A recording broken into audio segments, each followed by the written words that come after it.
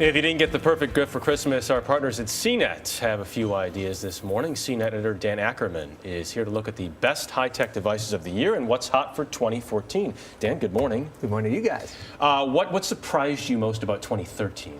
I think what surprised me most about 2013 is we got a really solid, collection of new gadgets, great, improvements, but nothing that really knocked your socks off. It was sort of a treading water year. I feel like a couple companies are also giving Apple a run for its money. Oh, definitely. People are not as loyal to their iPhones as they used to be. People are getting Samsung phones, other kinds of phones. People are getting other kinds of tablets, maybe like the Amazon Kindle Fire tablets. You switched to Droid from an iPhone this year. Why? Well, this year I moved to a Samsung Galaxy S4 from an iPhone because I got big screen envy. I got jealous of everyone with those big 5-inch screens where you can really read a Kindle book really well or put your entire month's calendar on one screen. So I said, I got to try this out. The rumors are iPhone 6 is going to have a bigger screen, right? I feel like they really need to finally get there. They've put it off long enough. That's the one area where an iPhone really falls behind everybody else is the screen is just smaller still.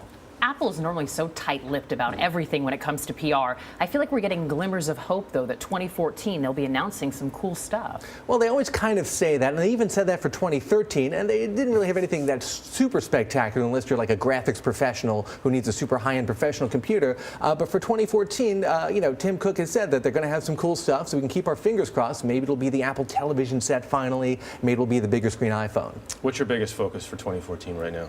I think the big things we're going to look at in 2014 is more people trying to get into that what they call the wearable tech space, which is a little goofy, but it's those smart wristwatches, it's those cameras like the GoPro that people clip on, it's things like Google Glass that everyone is very interested in. Nobody's going to go out and buy one of these things yet. They're not really ready for prime time, but it's really fascinating to see a couple of people walking around here and there with these goggles on. I've seen those. Have you seen them? Well, the watch ads are all over the place. They just still look a little...